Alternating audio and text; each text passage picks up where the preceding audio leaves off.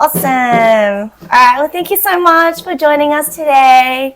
Welcome to Grow My Grain Artist Stories, episode 11, I think. Yay! Thank you for having me. No, that's all good. Would you like to introduce yourself? Hello, I'm Georgie, also known as Froggy Hollow, also known as Toasty Art Market host. I am here to talk about... Okay. No, it's okay. No, I'm keeping that part in. I'm going to keep that part in. I'm here to talk about myself, that's it. Yes! Yeah. And I'm sure everyone will be so excited to hear your story. Yay. Yeah, and we also, you guys can't see, but we have like Jess and Cherry in the corner, like watching us as well. Yeah, yay! All right, we're gonna start off with an icebreaker, and this is something that I ask every person when they come on, and it's also, wait, no, I don't think I asked you this already, but I know your answer already. Between rice, noodles, and bread, what would you kiss, marry, and kill? Kiss, marry, kill. Yeah. I would kiss rice, marry noodles, and kill bread. Yeah. Okay, and why? Why is that? Bread is kind of so-so for me. Yeah, okay. I'll eat it. It's tasty, but noodles are my number one love. Yes. And rice is a close second. Yeah, I see. So what do you normally eat for noodles? I eat a lot of like homemade hot pots. So like egg noodles and rice noodles and those little cognac noodles that come in a little spiral. I love those. Yeah. Yes. No, okay, I totally get it. And also, you really like spaghetti. Yeah, right? Pasta. Pasta is also a noodle. That's a noodle. So, yeah. Nice. Pasta is like a huge part of my life. Yeah. Tell me more. Why is it a huge part of your life? I grew up in a white Australian household, and that's like spaghetti, lasagna, like pastas were just a huge part of my eating habits every week, every day. Do you make lasagna from scratch? I do, yeah. Like even the the skin? Yeah. Oh no, not the pasta. Okay. Not the like sheets. The sheets. No. I buy like fresh pasta, like fresh sheets. Yeah. Oh my gosh. I was really lucky to grow up in a household where my stepdad is an amazing cook. So every meal we ate was always like homemade, delicious. Yeah. Just crazy. So I have an appreciation for really good food. Yeah, that's so good. When I cook, it has to be like that level as well. Oh, yum. He's pretty crazy. Aww. Please teach me how to make lasagna next time. I will. Thank you. Okay, so first question. Tell me about your journey as an artist from the very beginning. How did you get started? It's not really that much of an inspiring beginning. Yeah. I started in 2020 in COVID.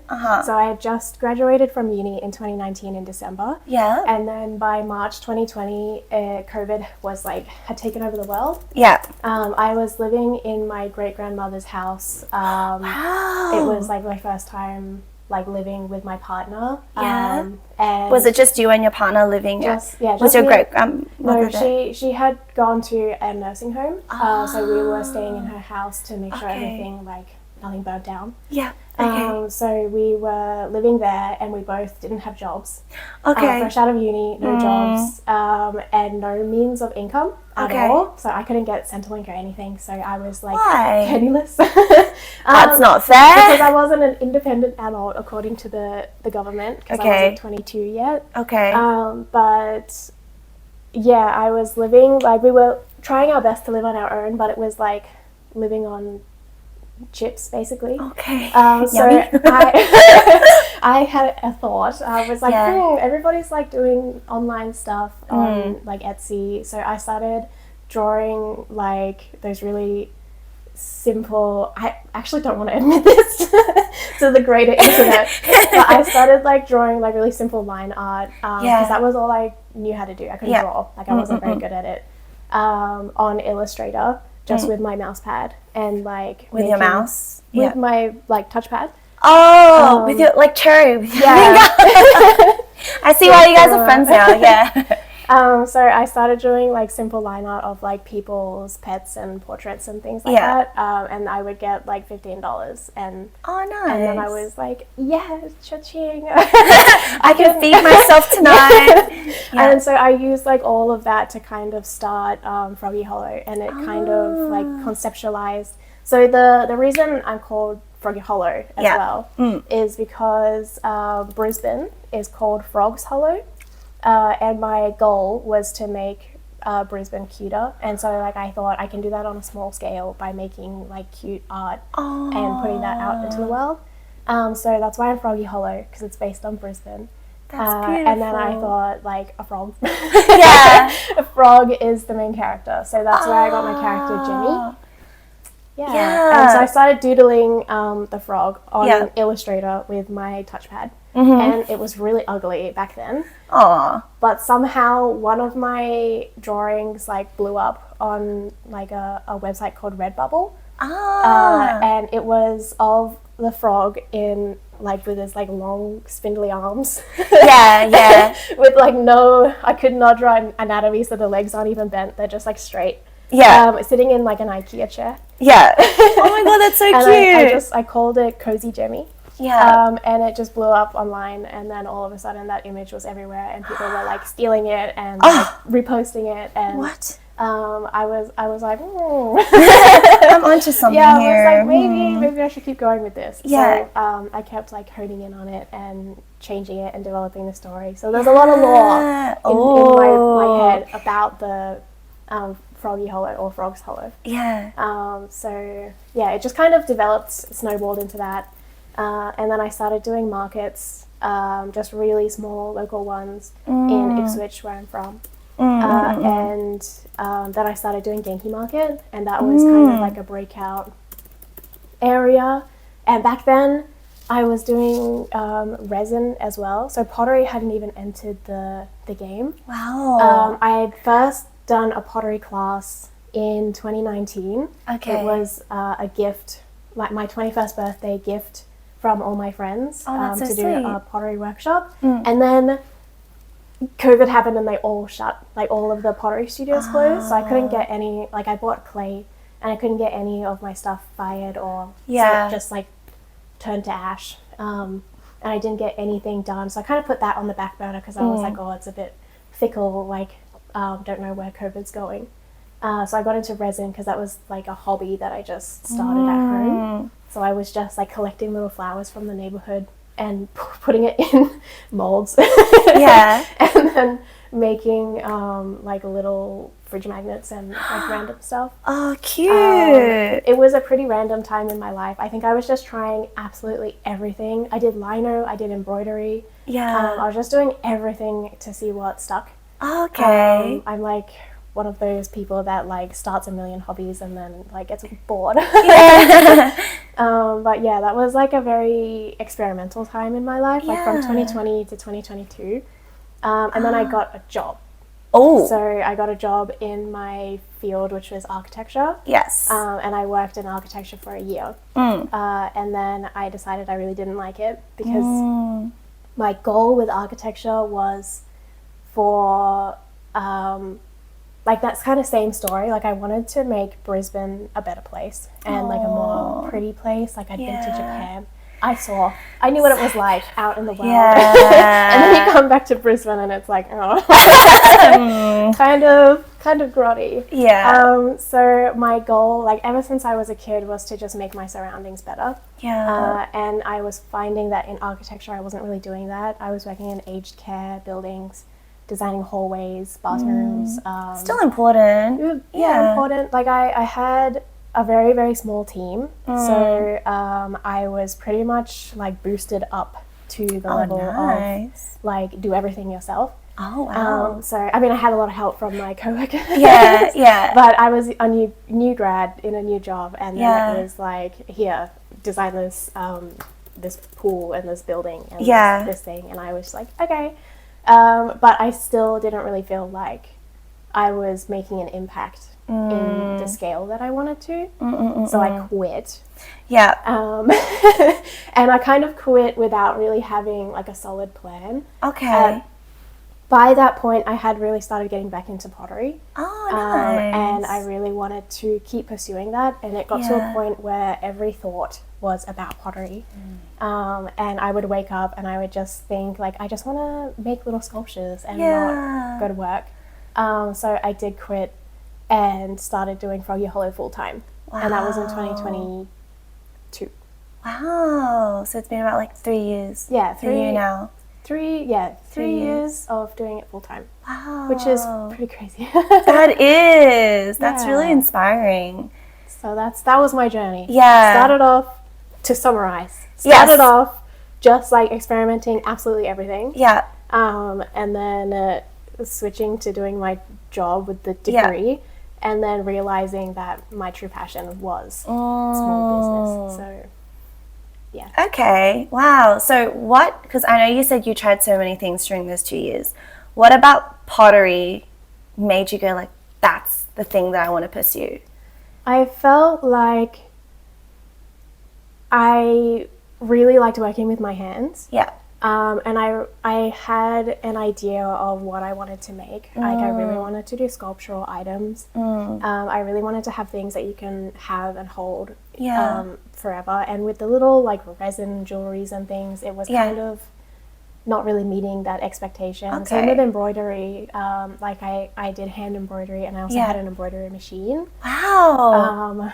And I was still just finding like I was making little things, but it wasn't really tangible in the sense that I wanted it to be. Like I wanted to be able to grow and be able to put my work in galleries and do exhibitions, and with those sorts of things I couldn't really see a pathway for that. And plus I really loved clay and being able to just make a little shape and then create my characters in real time, in real life. I mean.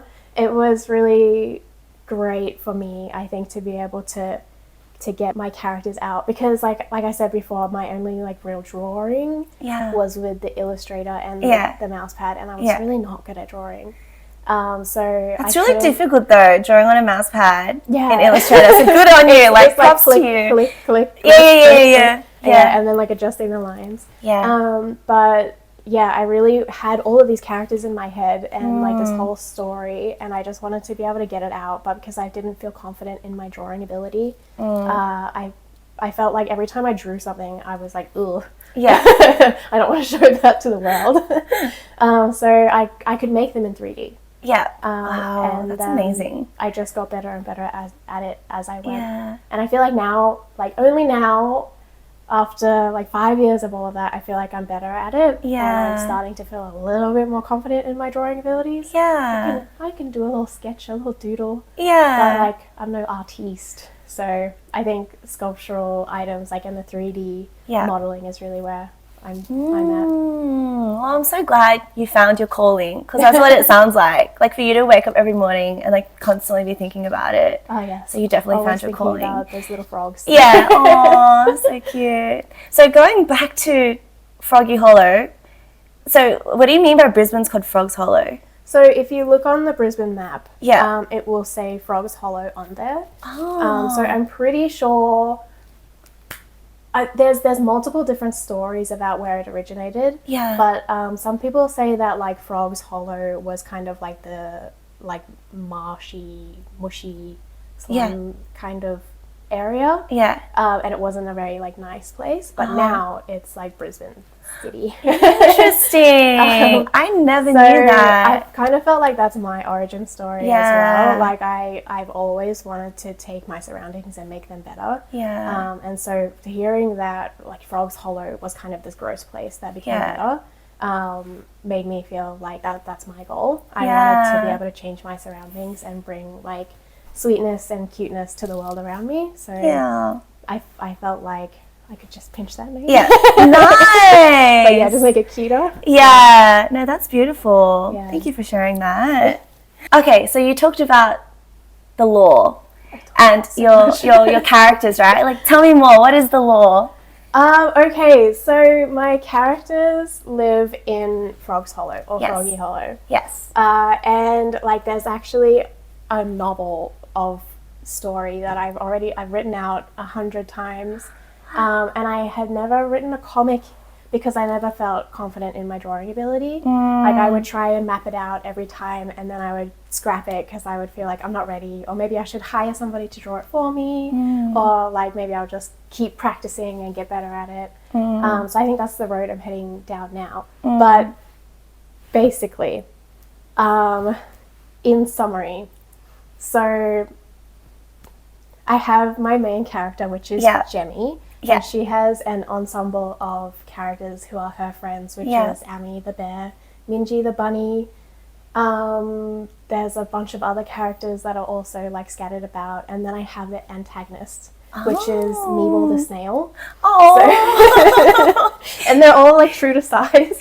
So Meeble is very small, and then Jemmy's like this big. And the lore is that they're age-old enemies, and Meeble has been trying to catch up to Jemmy this whole time, but because he's so little, he's like the snail that's always following you. Catch up as in like physically, like physically catch up, and then there's just like this, except going even slower. Oh, that's so cute. So they're like arch nemesis, and they get together and they have like showdowns. And Jemmy, what sort of showdown? Yes, and Jemmy is a magical frog, of course. So she has, like me, she has abilities of the earth, so she can like mold little golems and like characters with, like she makes her little minions do fighting. And then like Minji's kind of like low-key a ninja. She's got backgrounds. Okay, very talented. So like there's a whole story with like plot twists that I won't reveal. But I'm kind of in the motion of writing it. And getting it all out on the page. But I've been writing it for like 3 years, just over and over and over again, trying to fine-tune the details. But I feel like I always get stuck on that first page when I try and draw it, because I just don't feel ready yet. But we'll see. No, I'm excited. We'll get there. I'm excited for when you do release it. So I feel like I never talk about like the actual lore that because it's a huge world that I'm building in my head, and then nobody even knows any of this stuff because I just I post because I don't post about it. I just post the sculptures and I'm like, there she is. All her glory. But like people don't even know. So I'm trying really, really hard now to actually push the story. I want to be Bluey level. I want Froggy Hollow to be a TV show. Wow. So I would watch that. That's my goal.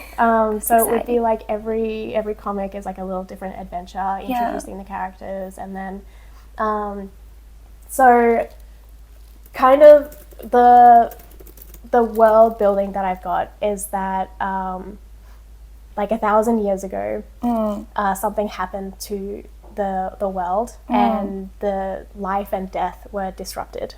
This is heavy, right?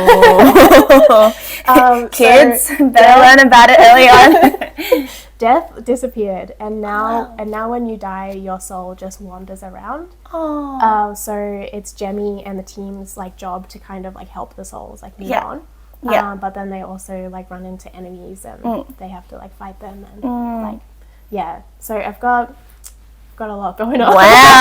This is all in the back of my head whenever I like sculpt a little creature. Just like that's so cool. I'm gonna look at your sculptures differently now. What was your story? There's lots of like wizard outfits, there's capes, there's like little hats. That's so cool. Oh nice. So I don't know if you want to share this with people yet, but you mentioned you're working on a game. Before. Is all of this story and lore, is that so the game is for the Toasty art market. But it's kind of in the same world. So my characters, Toast and Bread Boy, are in the same universe of Froggy Hollow. So the Froggy Hollow characters are featured in the game as well. So they're attending the market. That's so cute! So the game that I'm working on with my wonderful developer Jay is the concept is that it's the night before the market. And Toast and Bread Boy are putting up the decorations, And then suddenly Bread Boy goes missing. Yeah. And it's the next day and nobody can find Bread Boy. Oh. And we have to ask all of the store holders, did you see what happened to Bread Boy? Did you hear anything? Like, can you give me a clue? And so you have to ask all of the store holders, like, what their perspective was. And then do little mini games, complete puzzles, do little tasks for them. So, like, one of them says, like, oh, I can't talk to you until I've had my matcha. Of course. So then you have to go get him a matcha. Yeah. So then you have to assemble all the pieces and figure out what happened to Bread Boy. Yeah. And save the day before the market starts. Oh my so gosh. That's the plot of the game, and we're getting there. We're chugging along. We've got most of it prepared. That's so exciting. Do you have like a release date? Hopefully a week before the market.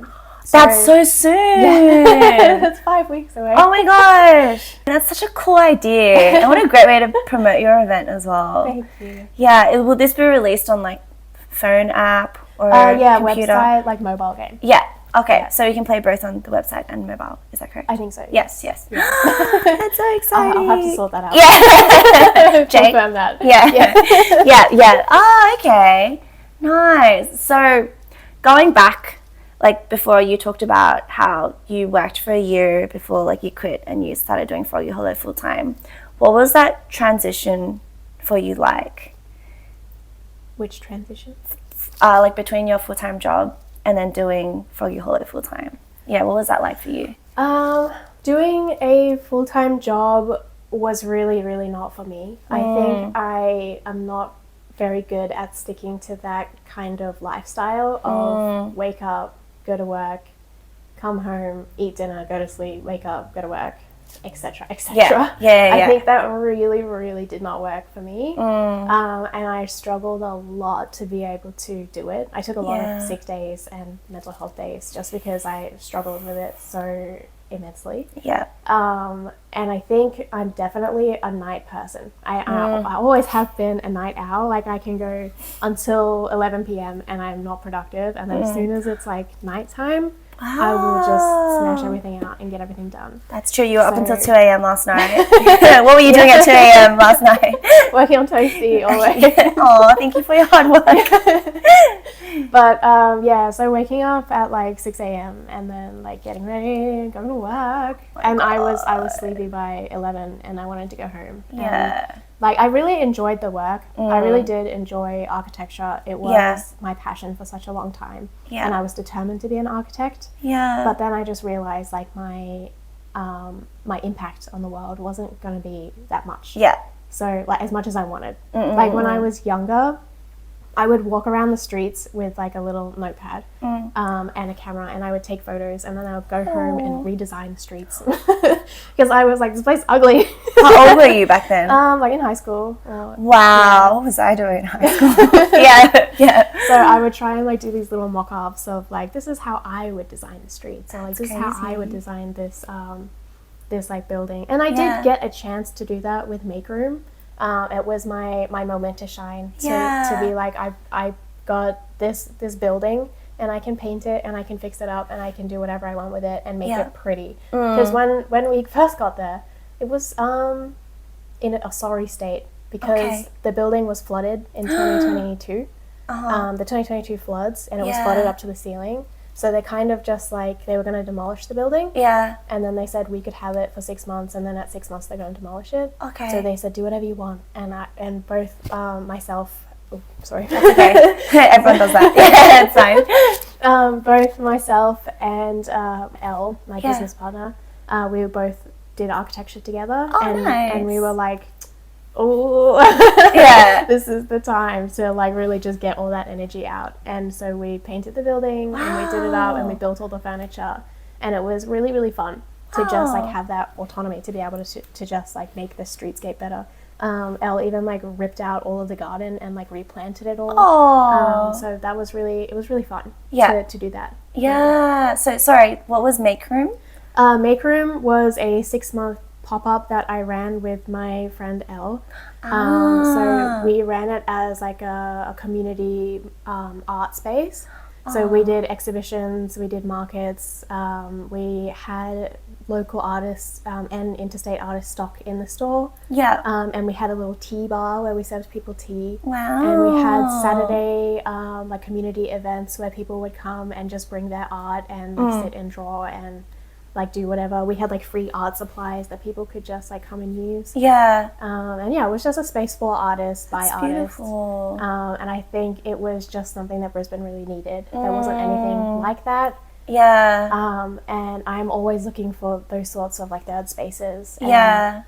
So I just kind of felt like, I'm gonna do it myself. Yeah. So like, if you want something, just do it. Do it yourself. Yeah. Yeah. Yeah. Oh. So, yeah. So was that how you got into like creating Makeroom? You were just like, there's nothing like this. I want something like this, and then, hey, hell, let's get it done.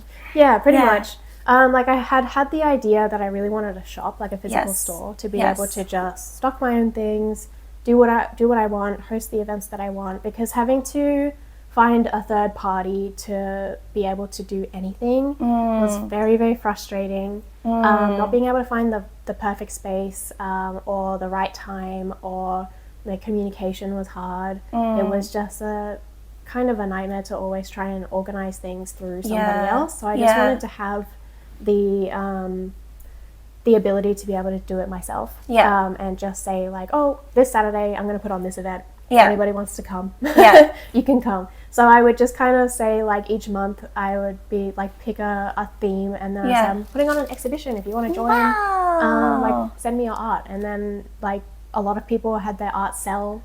And it was just a really fun time for people to get together and like have like a little party, and we would like put food out and just like everyone just hung out and ate and looked at the art, and it was always really, really fun to put it together. And then that was when I realized I don't like having a physical store. I like bringing the community together and hosting events. Yeah. Because actually sitting in the store all day was a slog. Like I really, really loved Makeroom. I really enjoyed everything that we did there. But sitting from 10 a.m. to 6 p.m. and not a single customer comes through is really depressing. And it's like being the only person at the store as well. Like I couldn't do anything that I wanted to do. Like I couldn't do art because I would always have to keep my eye on the door to see if somebody was coming in, or like fixing things around the store, or like cleaning up. So I didn't really get like that whole 6-month period. I had to put Froggy Hollow on hold so that I could run the store. So, and it was not profitable. I think we made like $6 by the end of it. Okay, I mean, at least it wasn't a loss. Yeah, maybe like 600, but $6 or 600. Yeah, something in between there. But I think it was like really good that we managed to be able to make that profit by the 6-month mark. Because I heard a lot of people telling me that like usually businesses don't make any money until like the 3rd year in. But I guess our costs were very low, but we also tried to keep all the expenses really low, and like the fees for artists was only like 20% commission. Or 30%. Can't even remember now. It's a while ago. So we tried to make it like as accessible for the art community as possible, but that also meant that we didn't really make much money. So kind of just like we paid for electricity, we paid for like the rent, and then that was it. So yeah, it was kind of like a tough 6 months of trying to stay afloat and just keep it going. But it was definitely worth it. It was really fun, and I learned. I aged like 20 years. I see. Just like the amount that I learned in such a fast time, like in 6 months, I just had like a full lifetime of managing and running events and doing absolutely everything. Like our goal when we started it was to just try everything that we wanted to do. And see what we liked. And so we did like exhibitions, workshops. Like we did so many things, and then we really figured out what we liked and what we didn't like, and then went ahead with that. I ended up going ahead with markets. That's so cool. So This is a good segue into Toasty. Tell me more about it. How did you get started, and like what were some of the learnings from Makeroom that like you kind of brought over for Toasty as well? So it was a pretty linear path actually. Like our very, very last event was the very first Toasty. Oh! So on the last day, which was like February 29th or something. The last day. The date. Yeah. I know. The very last day of our opening was, I think it was a Saturday or a Sunday, and we hosted the Toasty Art Market. Yeah. So technically the one coming up is not the 3rd, it's actually the 4th. Ooh. But I don't include it because it was so little. Yeah, okay. So our very last event was Toasty Art Market, because I had already had that idea like stewing in my mind for a really long time, and I just didn't feel like I had too much going on. I had Froggy Hollow, I had Makeroom. I didn't feel like I could really put in the time that it takes to be able to do something well. And we were hosting like weekly markets at Makeroom anyway, just like little ones. We did like suitcase rummages.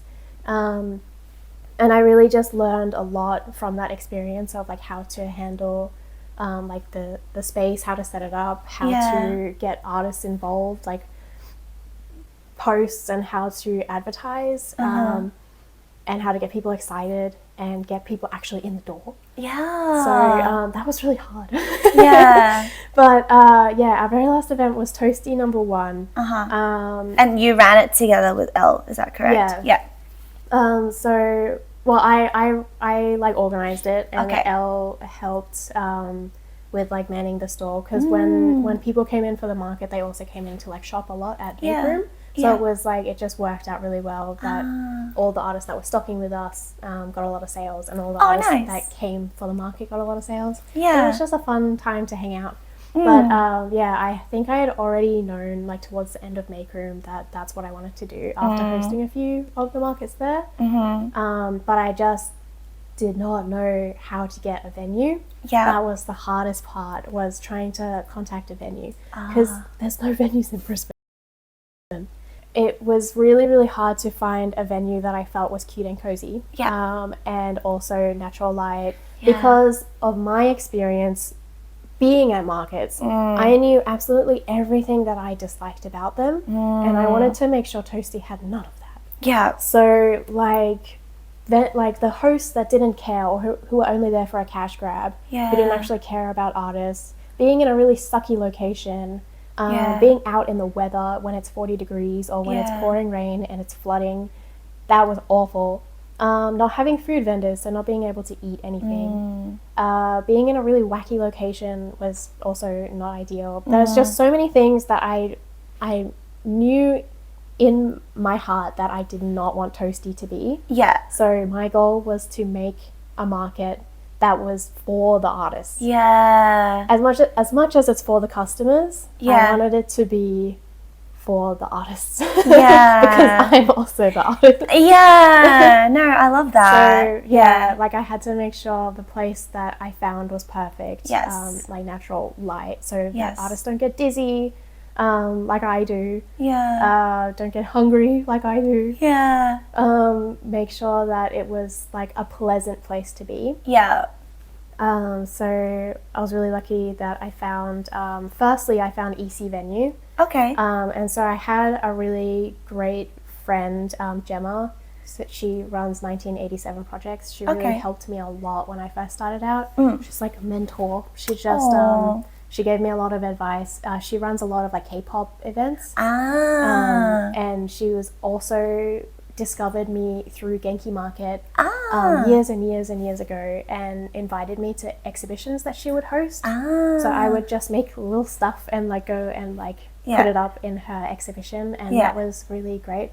So I did have somebody to really help guide me when I didn't know anything about like insurance or like who are the people to talk to. So she got me in contact with a lot of people. So she got me in contact with EC Venue. So that was the first Toasty art market venue. Nice. And that one went really, really well. I was genuinely so shocked. Because I went from doing Toasty Art Market, the last one, was at Makeroom, which was just a really tiny room, like as big as this. Yeah. And you could fit 6 tables. Oh, wow. You can fit 6 tables here. Yeah, so it was literally as big as this. Yeah. And then, so we had 6, like, tables. Yeah. And they weren't even, like, market tables. They were, like, coffee tables and like, dining tables. And it was, it was eclectic. Yeah. So I went from that, like, very cozy atmosphere. Yeah. And that's why I wanted the cozy to, like, kind of continue through. Yeah. So, because it, like, really started in that very tight-knit space and, like, community that I formed at Makeroom. Yeah. So then I went to planning. I used all my architecture skills and I, like, mapped out the floor and, like, put in all of the rows of everything, like, all the tables, and mapped out everything. Did you use, like, an architecture, like, program to do that? That's so cool! Yeah, I used ArchiCAD to, like, set it up. Yeah. And I got my partner to go, like, measure the space, because they gave us a floor plan. Yeah. And I could tell immediately that the floor plan was architecture things. It was outdated. Oh my god, so how dare they? Go and measure the space. And we did that for the officers' mess as well. Yeah. Theirs was also wrong.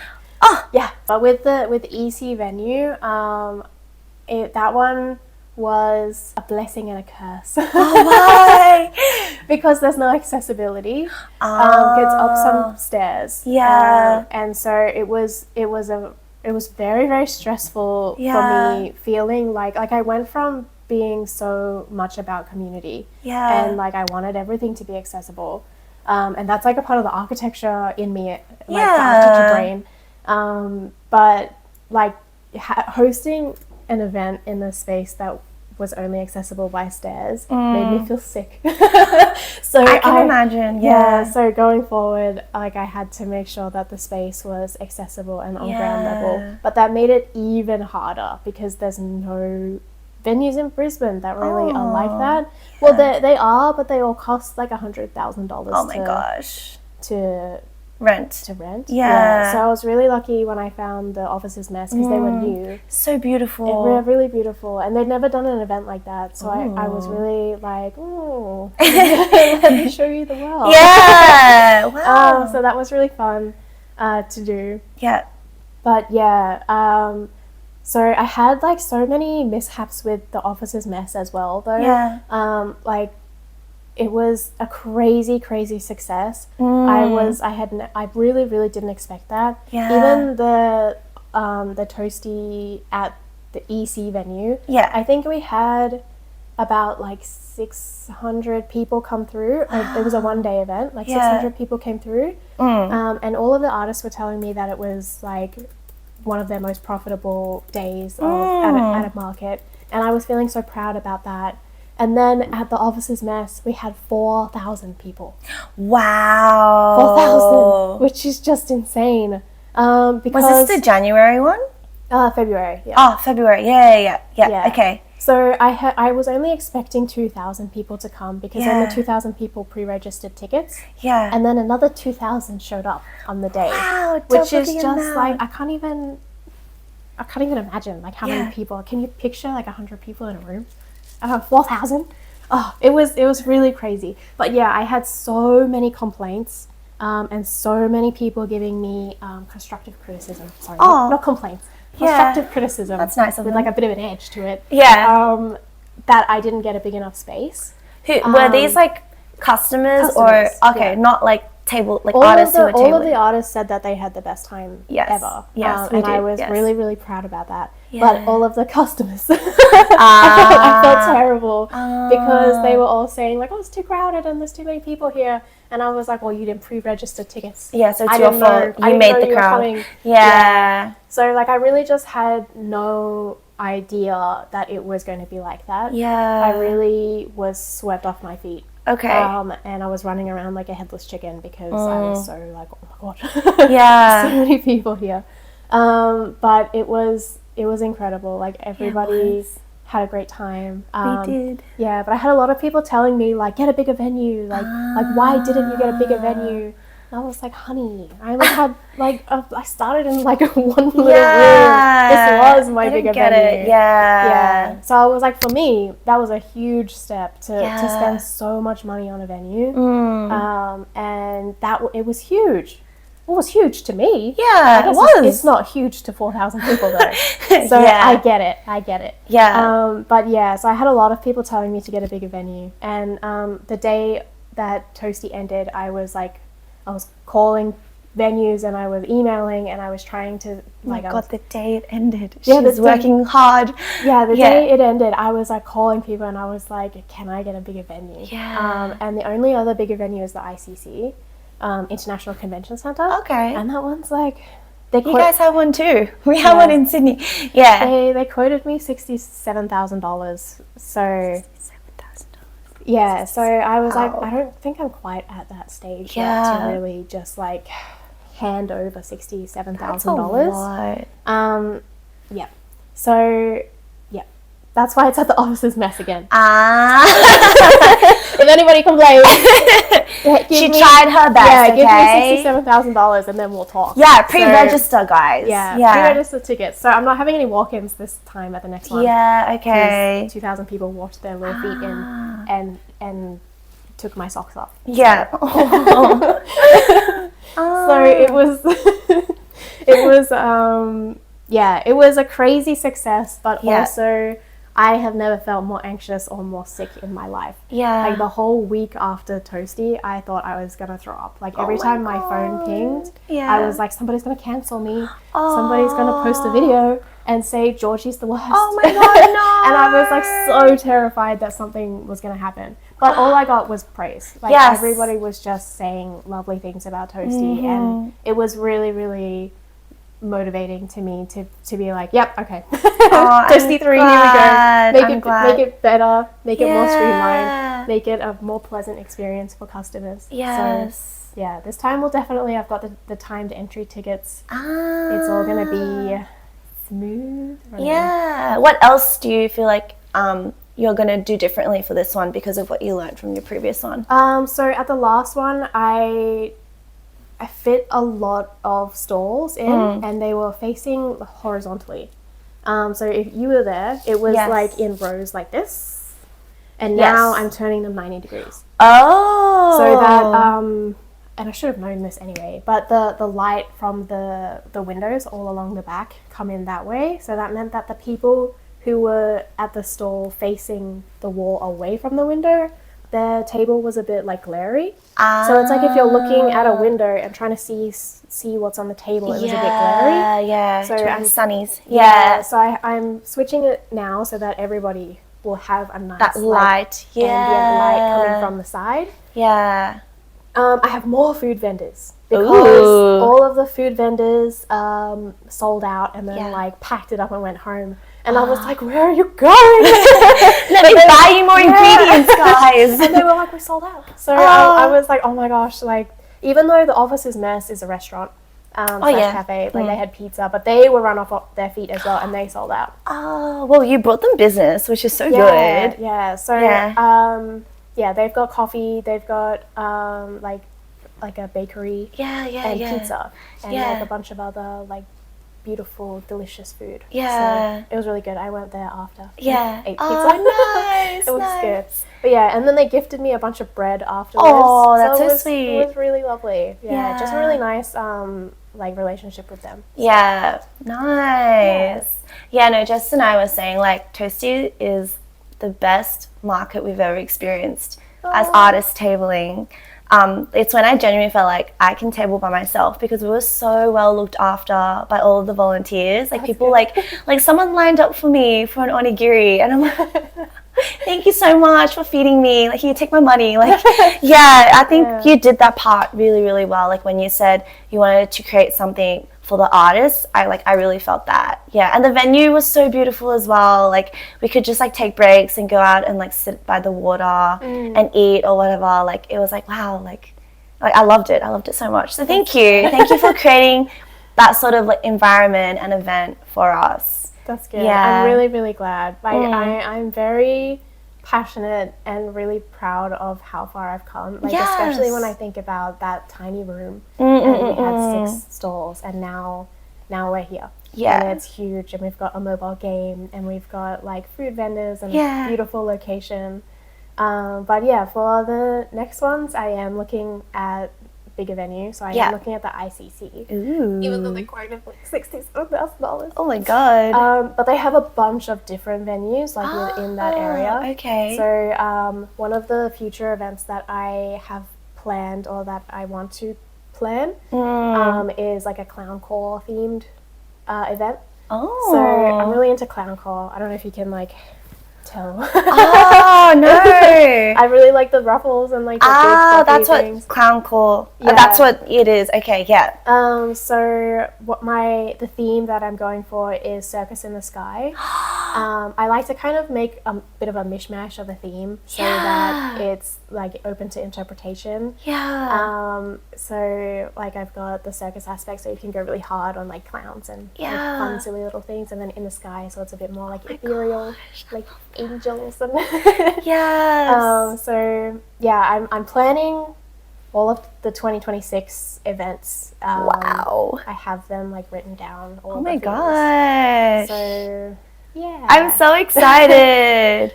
Yeah. Okay. Any tentative dates that I should like keep out for? Yeah, so hopefully I'll be doing one in November if the dates actually come through, which will be Unexpected Treasures. Yeah. And then one after that will be at the Officers' Mess again.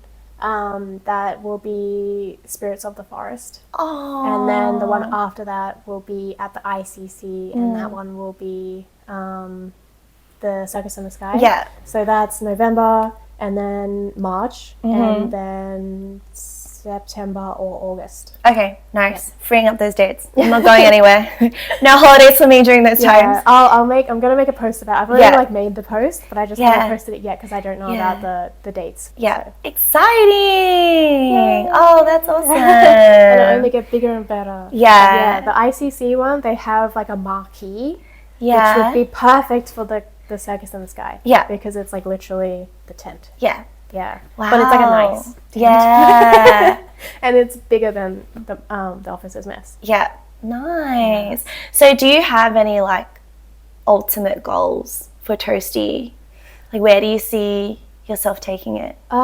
Bigger and better. Yeah. Every time. I want to make it better every time for the next one. Okay. To be I'm pretty comfortable at the moment with the amount of artists. I think it's like a perfect amount for everybody to do really well. Yeah. And to still have a lot of variety. And I really, really love doing the artist collaborations. Like I love being able to give artists like more opportunity to show off their work and like get it into more people's hands. Yeah. So I want to try and do as many collaborations as possible. Okay.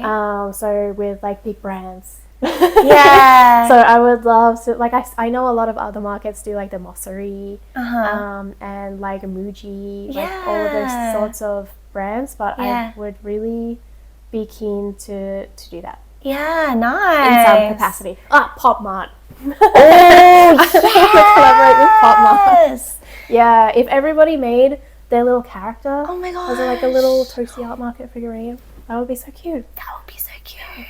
Goals. Yes. Okay. I'm looking forward to all of that. Oh, that's so exciting. Also like tossed up a lot about if I wanted to do interstate markets, and a lot of people were saying like, oh, come to Melbourne, come to Sydney.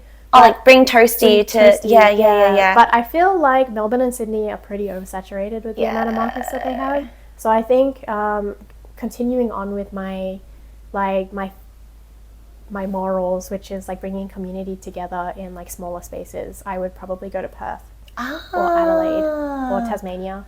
True, Tasmania. We've never heard of a market in Tasmania. Yeah, other than Salamanca. Tasmania is one of my favourite places in the world, so I would definitely be keen to do a market there. Yeah. Small population though. Yeah. Okay. Yeah. We'll get the entire island coming. Everybody, Yeah, it's a small place. Yeah. But, beautiful. Like really, really beautiful. Yeah. So yeah, I also want to do potentially international markets as well, like a Toasty in Singapore or a Toasty in New Zealand, but that scares me.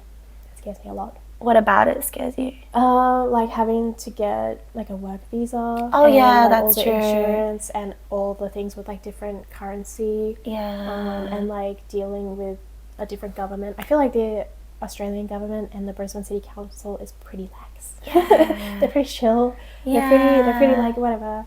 But I don't know about other countries. So yeah, that would that's be true. pretty scary. But I know New Zealand and Australia have a very close relationship. That's true. So maybe start with New Zealand first. They're probably fine. Yeah. Or like maybe if you do like Singapore, maybe you can like collab with like another market. Yeah, I was thinking that. Yeah. I have a few friends in Singapore, so I will nice. Keep us updated. Yeah. I'm so excited for you and for Toasty as well. So like that's kind of like my future goal. But I also don't know if I want to do that or if I just want to keep Toasty as like a Brisbane thing. Because like my whole ethos is like community. Yes. And my community is Brisbane. Yes. So like that's what stops me from like moving around because like my little found family is here. Yeah, that's true. Yeah, I do want, like, the point of Toasty was because we didn't have anything like it here. Yes. And then I feel like if I move somewhere else, then Brisbane loses that. Yeah. Which is the whole point of Toasty, was because Brisbane didn't have it. Yeah. So you do both? I guess. Yeah. Yeah, keep it in Brisbane, but also do something somewhere else. Yeah, true. Yeah. I guess so. Exciting. I can't wait. I can't wait for all of those things to come true. Yay. Yeah. No, it will. It will. It definitely will. Yeah. Okay, so going back to Froggy Hollow. So you talked a bit about your dream is to kind of create like a TV show. Is that correct? Yeah. Yeah. I have a lot going on. Yeah. Like, tell me more. Like, what are your other goals for Froggy Hollow? Where do you want to take it? So Froggy Hollow, I pretty much, my goal is like basically world domination. I want Froggy Hollow to be in everybody's mind at all times. So I want it to be like Bluey level, where there's like a theme park based on Bluey. Oh my gosh. But, like, I want that to be Froggy Hollow. Like, can you Froggy imagine? Hollow world. Like Froggy Hollow in Frog's Hollow in Brisbane. Exactly. And Bluey is also from Brisbane. So I didn't know that. Neighbours. Oh my gosh. So yeah, like, have you been to Bluey's World? No, I have not. It's in Hamilton, in Brisbane. Okay. Let's check that out next time, Jess. But yeah, people come from all over the world to go to Bluey's World. I had no idea. I'm not sure if it's like a fixed structure, if it was like just temporary. Yeah. But yeah, that's, and I don't know if you've seen, but on the river, the kitty cats, the city cats, the fairies. No. Oh, is that what they're called? Yeah, we call them the city cats. Oh. And there's also a mini one that's called the kitty cat. Oh. But they're Bluey themed. So they have the Bluey characters on them. Oh, cute. But yeah, I want that. Okay. I can't wait to see that. Want a boat. Yeah. With the Froggy Hollow characters on it. That's so cute. And then Froggy meets Bluey on the water. Collaboration. Yeah. Yeah. Oh, that would be awesome. Yeah. That's like, wow. I can't wait. That's a really big and awesome goal to have. But I feel like you shoot for the moon and land in the stars. Yes. Like that. But yeah, I really want to be able to share their story. Yeah. Which is like only in my head at the moment. So I'm not doing very well. No, not at all. Of like getting there. But, But yeah, hopefully I've started to draw like a little bit of the comics. Yeah. And for my sticker membership club, I've written a short story. Nice. And I'm going to include that and make a sticker sheet based off the short story. Yeah. So that's me trying to be like more comfortable like writing and sharing my writing and my story. So it's just like a really small, like little adventure that doesn't really have anything to do with the main plot. But it's just like a little quiet adventure of like going for a walk in the woods and finding their friends. Yeah. So I'm trying to just like even giving that out to just a few people who are in my membership club. I'm like, I'm so nervous. Oh yeah, because that's my soul. Yeah. But yeah, I'm trying to be more confident, and so I'm starting small. Yeah. Just, no, we love that. To the members. Yeah. People I'm safe with. So. Yeah, that's already such a good first step. So good job. Thank you. Yeah, very inspiring. Yes, I can't wait for Georgia to world dominate. Yeah, let's go. Nice. Okay. So what do you think has been some of the biggest struggles you've had as an artist, if any? Finding the right community and the right events and the right niche. Yeah. I think because how I said before, I really just started with, like, I was throwing darts in the dark and seeing what stuck. I really didn't have a niche. I was just doing whatever I wanted to. Yeah. And I found it really difficult to kind of hone in on something and make a solid brand. Yeah. Which I feel like I'm still really not that good at. I'm not very consistent at posting or like sharing the right things. Where I feel like I spend so much time taking photos of everything, and then 6 months pass, and I'm like, oh, I forgot to share. Yeah. I forgot to share any of those like photos, and now they're all gone. Yeah. So like keeping up with like socials and trying to find my footing in a community of artists who are all like really established and they're all like doing everything better than you. It was really hard to not compare myself and to, like, especially ceramics, because it's such a broad range of like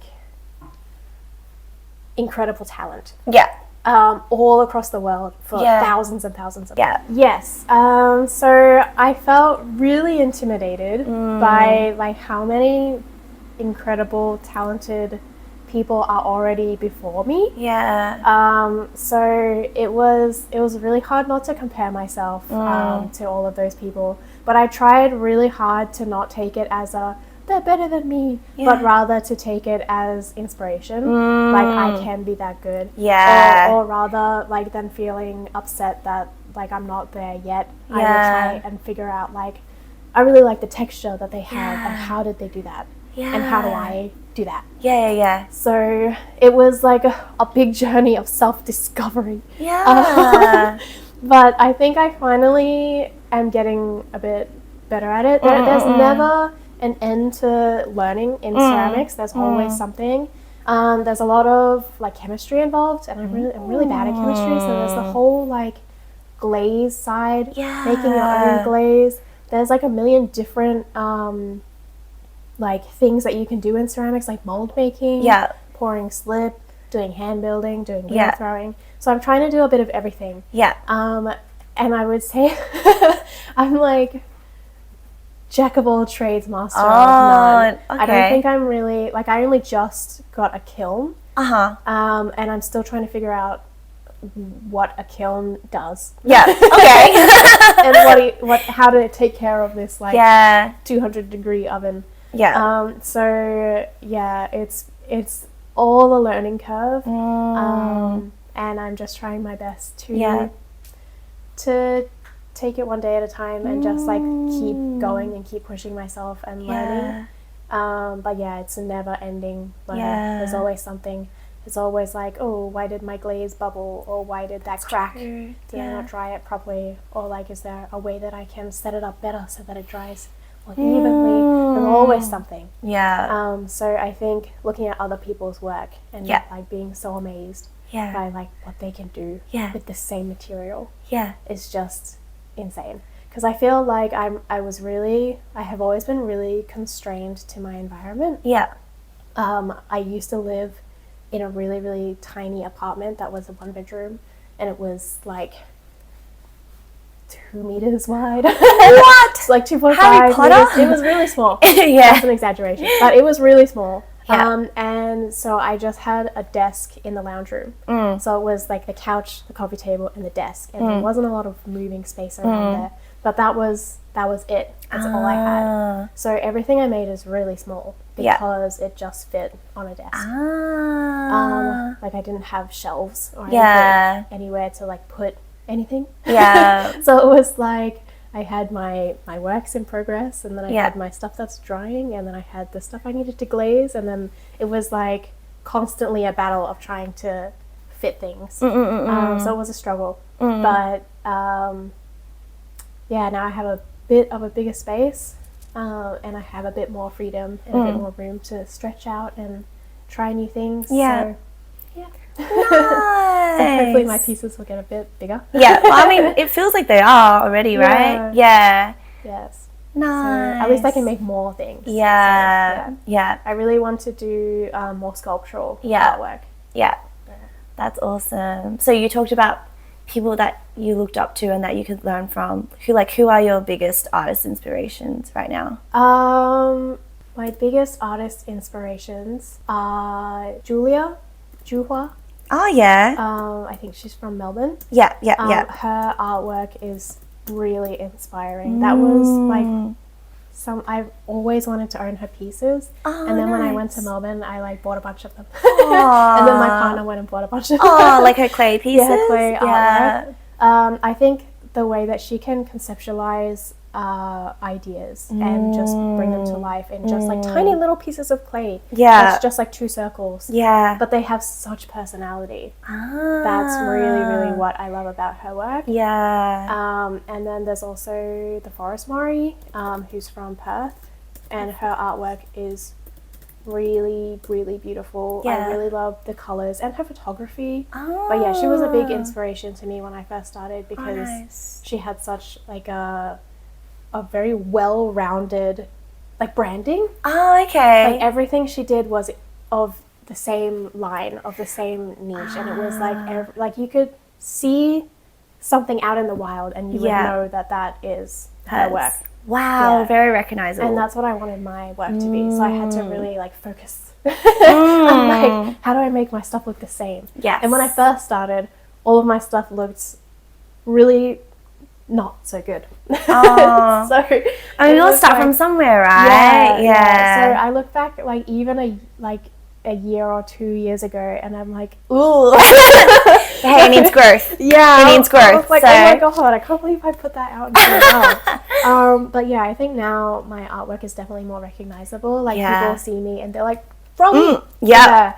And I'm like, that's me. Yeah. That's my name. Yeah. But yeah, so like people can recognize me now, and I feel like that is definitely a goal that was reached. I just found a notebook that I wrote in 2022. Yeah. And I posted it to my story where it was like a to-do list. Like written in 2021 or 2022, and it just said like future goals. And I found that book like a couple weeks ago. Yeah. And I ticked off every single one of the goals. Amazing. So it was just really like a nice moment to just be like, oh, like you really don't realize how far you've come until you get like a look back. Yeah. And like back then I hadn't done any of that stuff, and it was like crazy to think about. Yeah. Like I was like, can I own a kiln? Those things are like $10,000. Oh my gosh. So like, can I get a bigger space? Or like, can I host a market? And it was just like things to do in the future that would be fun. Oh my now I've ticked them all off. That's so amazing. Yeah. Nice.